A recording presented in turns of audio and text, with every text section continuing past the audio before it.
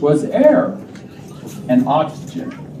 So we all know that we could not live very long without air. That'd be kind of like the next most important thing.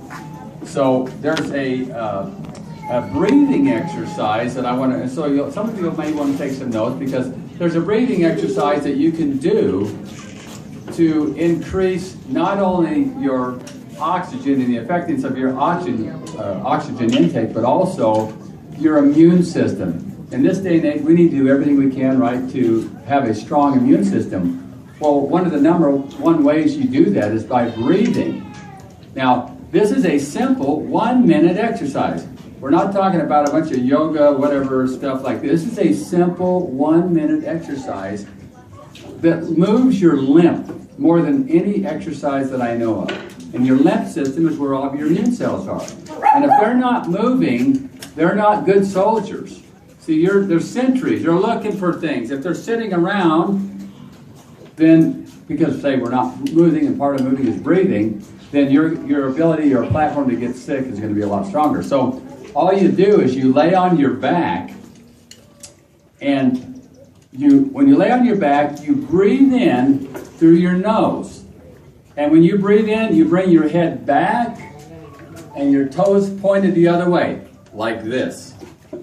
And then when you breathe in, you hold it for 7 seconds, and then you breathe out, and you breathe out through your nose or mouth, but you bring your toes towards your chin. So you don't lift it up like that, you just tuck your chin. It's like a rocking. In, out, in, out. You do that for 1 minute. It's scientifically proven the power of what it does to get your lymph moving is incredible, which and in turn it really helps your immune system. So that's just a simple thing to pass on about air, okay? Then I wanted to talk a little bit about water. We all know how important water is. I mean, without water, your body can't even do anything. I mean, it's electrical. It needs water to be electrical. So we've all been told, you know, we need to drink so many glasses of water a day. And I always just tell people, when you really get into this journey of working towards wellness, you kind of want to start learning how your body feels. So to have a direct amount for everybody is, you just maybe want to pay attention to yourself. Well, one of the things I want to tell you is that Norman Walker, who was a man who lived back like in the 20s, 30s, 40s, I don't remember exactly, but he wrote a book called Become Younger, because I like his story because he's one of the ones who created one of the first juicers. But he was, he was around 50 years old, and he was diagnosed with a cirrhosis of the liver. And so they said there's nothing they could do to help him back in them days. So they just said basically he's going to have to go home and die. So he's just a typical American, ate typical American food. But he decided, this goes back to that thoughts and words, that even though they said he was going to die and there's nothing he could do, that no, he was going to live. And when you study Norman Walker, you find out he is the only one that all of your health gurus out there say that never cheated. That's it. That's his testimony. Because he went to raw food diet himself overnight. And so he lived, there's debates on whether he lived to be 111 or 117, but if you see pictures of him when he's dead, he looks like maybe he's 65. But what I like about his story is he started out at 50. See, the point is it wasn't too late, right? Like almost dead. But when this thing about tying him into water, tying us into water, the man only drank 1 glass of water every day. So you know what we've heard about water, right? But you know why that was? It's because all the rest of his water came in the form of juice. And as he proved, the juice is a much better water than water because it has lots of other things. So the reason I'm telling you this is if you drink 6 glasses of water a day, or you drink 5 glasses of juice and 1 glass of water, you're still getting 6 glasses of water. So if you drink a glass of juice, it actually replaces a glass of water. So you don't need to do both is my point. Okay, so just something that a lot of people don't know about. And then I wanted to talk about maybe some examples of what I do as far as juicing. See, to me, juicing should be a part of everybody's life if it's possible. But you don't have to get like crazy, you know. Mine is more of a maintenance thing. So I was going to give you guys a couple recipes just real quick of what I do, because I do 2 juices that I do every day. And I basically take carrots, ginger, beets, and apples, okay? In that order. Yep, and I just take, basically I'll take like an inch of ginger, I'll take a small beet, and I'll take a half of an apple, and then whatever rest will just be carrots. So you put that in last. And that's kind of like my morning juice, you know, like if I'm going to have a snack, that would be my morning snack. So the afternoon one is a vegetable one, and it's anything I can find green. So it wouldn't matter, your leafy greens, anything you find, spinach, kale, collard greens, chard, okay, celery. You can do onions, you can, cucumber is in there. But I make that kind of juice, and you can put it in any combination you want. Now, I personally love the vegetable juice like that, but when you first get started, everybody wants something sweet.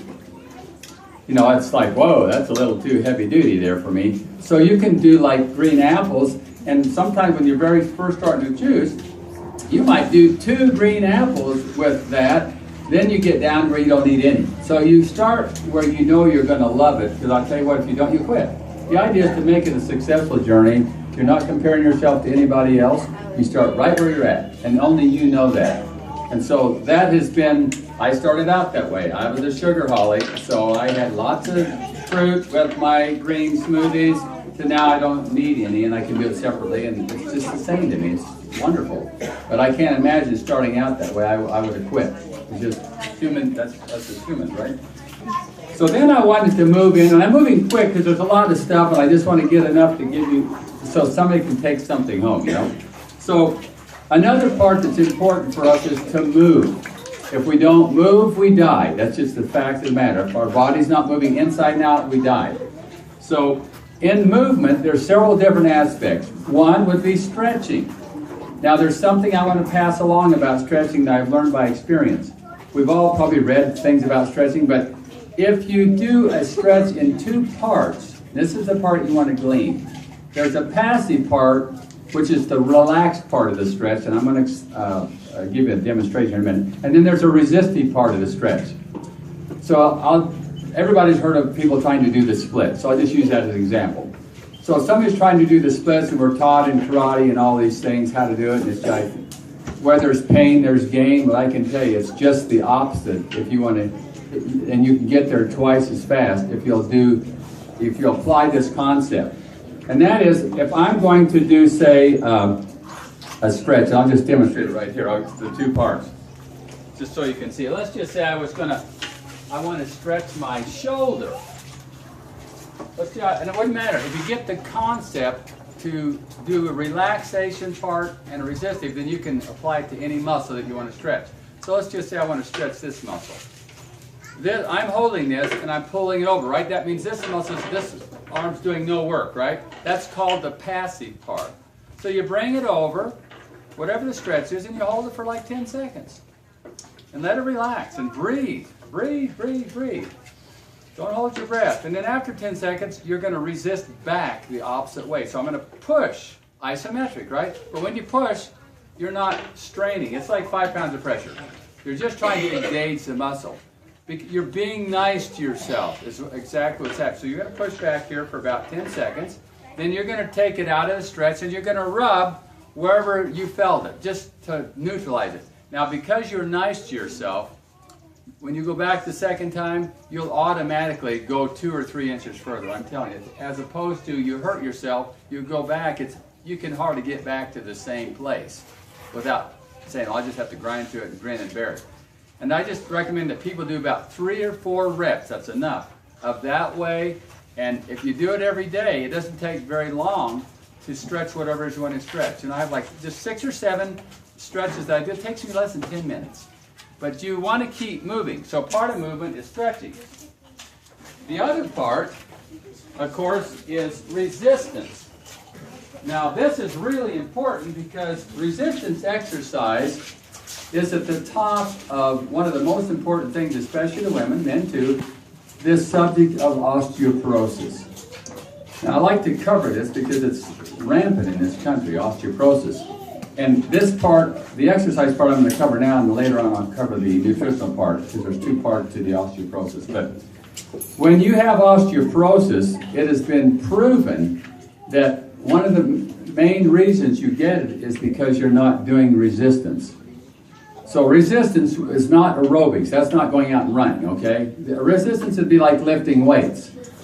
So if somebody goes out and just does their own body weight without even weights, that's resistance. Whether it's a push-up, a pull-up, you know, getting up against the wall, doing this, anything that is causing resistance, absolutely is one of the main things that holds the calcium in the bones.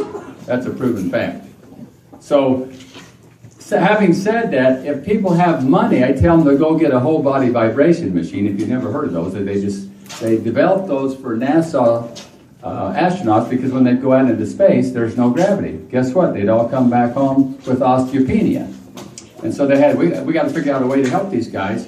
So they created this technology called whole body vibration, which I have on in my office, which literally, again, scientifically proven that 10 minutes is an hour and a half of weightlifting. Now, isn't that nice? And you can't get hurt on it. So elderly people, this is really wonderful for them. You literally get up on the machine, you press the button, it's already programmed, you stand there, and it jiggles you. Now, it's not like the old jiggle for the fat body machines, okay? But it kind of looks like that. You know, it's kind of, all of the different directions that your body can move, the proprioceptors in your feet, it moves you that way. It's very comfortable. And we've actually proven in our office, men and women would come on that machine, we'd have their bone density test, they would then go back 6 weeks later, we'd have in our office 2 times a week, doing that for 10 minutes. That's it. Not even changing any other lifestyle things, and they would come back normal.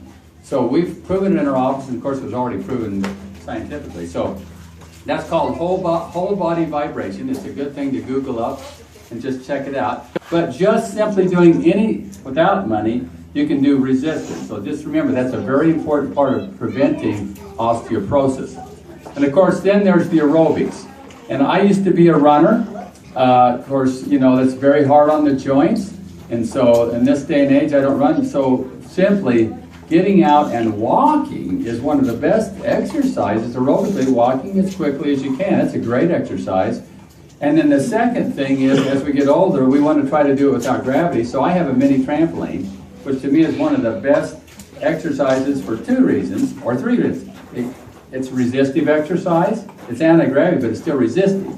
So jumping up and down on a trampoline without getting fancy, just for 10 minutes, it's amazing. It's one of the best lymph exercises. So breathing and the mini tramp are the 2 best lymphatic immune building exercises as far as the physical part that you can do, let alone you can work up your breathing for your oxygen. You can work hard enough to actually get heavy duty breathing going on, plus resistance. So for $25, you can probably find a used one, but I'm telling you that, and it's not hard on the joints that way, and it's fantastic, and it's turning on your immune system.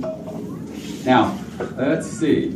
Now I wanted to move into, I also wanted to mention that swimming is another anti-gravity, but how many of us can get to a swimming pool? But that would be another fantastic overall exercise for resistance, oxygen, everything. Now we're going to go into the food. Now I'm not going to get into clean versus unclean, other than we know that that's the truth. So that aspect of food, when I'm talking about, I'm always referring to the Torah filter that we're talking about clean food here, not unclean food, okay? So what I'm talking about.